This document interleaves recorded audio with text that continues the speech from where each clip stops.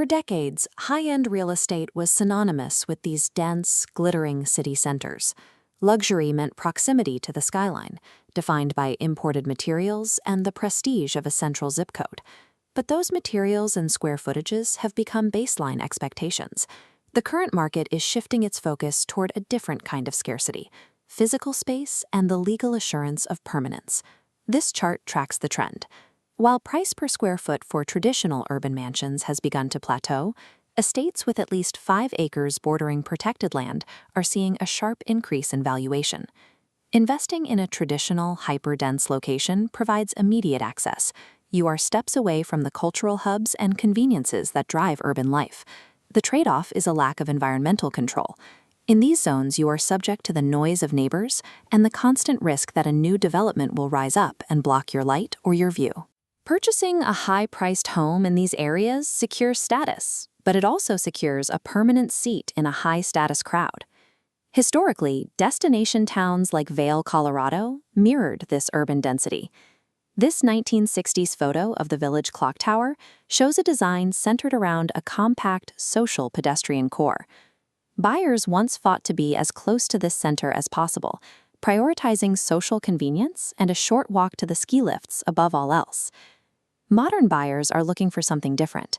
They want the restorative benefits of deep nature, but they are often unwilling to accept the logistical hurdles of a truly remote rural lifestyle. This has created a demand for a specific, difficult-to-find balance: proximity without density.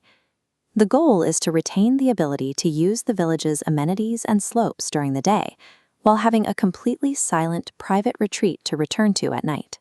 Finding a property that satisfies both these requirements is the most complex and expensive valuation problem in today's luxury market. This tool measures proximity to amenities against total privacy. An urban penthouse sits bottom right, high convenience, low privacy. A remote ranch is top left, absolute privacy, low convenience. The competitive top right quadrant is the protected border estate, uniquely offering both close proximity and high privacy. In a mature resort town where land was spoken for decades ago, finding a property that actually hits these high marks on both axes is nearly impossible. Capital can buy a larger house, but it cannot manufacture the specific geography required to stay in this quadrant. This aerial view of Vail shows the reality of limited land. Yet this estate above Buffer Creek provides a real-world example of maintaining that balance. It is a 5-acre contiguous lot, which is a significant size for a private home site located directly within the town of Vail limits. The property line is the critical asset here.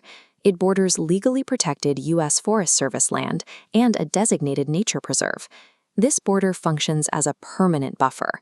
Because that land cannot be developed, the home's privacy and its alpine views are essentially locked in place. The home uses vaulted glass and reclaimed barn beams to integrate the living space with that forest, creating the feeling of being deep in the woods, while remaining minutes from the village. The structure is impressive, but the primary driver of its long-term value is the protected acreage sitting right next to it. Choosing a property with this much seclusion involves several practical and financial trade-offs that buyers must consider. First is the cost of the land itself.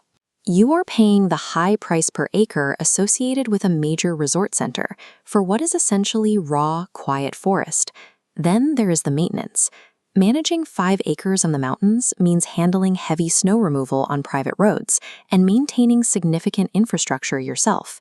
If you plan to build or renovate, you will likely face more regulation, including strict conservation rules meant to protect the adjacent public lands. Compare this to a managed village condominium, where every aspect of maintenance and security is handled by a staff, allowing for a completely turnkey lifestyle. A secluded legacy estate is an active commitment. It requires an operational budget and oversight that a high-rise residence simply does not. To determine if an estate like this fits your goals, consider this checklist comparing 2 common buyer profiles.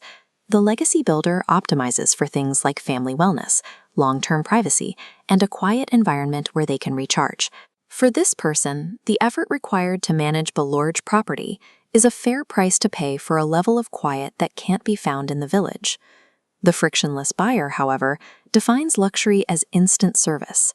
They want a valet, a concierge, and a 30-second walk to the nearest cafe. If you prioritize that kind of immediate managed service, a 5-acre mountain property will likely be a source of frustration rather than relaxation. Being honest about which of these profiles you match is the only way to avoid a multi-million-dollar mistake. Ultimately, an estate like the one at Buford Creek serves as a defensive financial asset as much as it does a residence. These properties have a history of strong appreciation due to their rarity, but the high entry price and the niche market for large acreage mean they can be slower to sell when you're ready to exit. If you want to ensure your views and your peace remain intact, you have to secure the property border itself rather than just looking at the current landscape.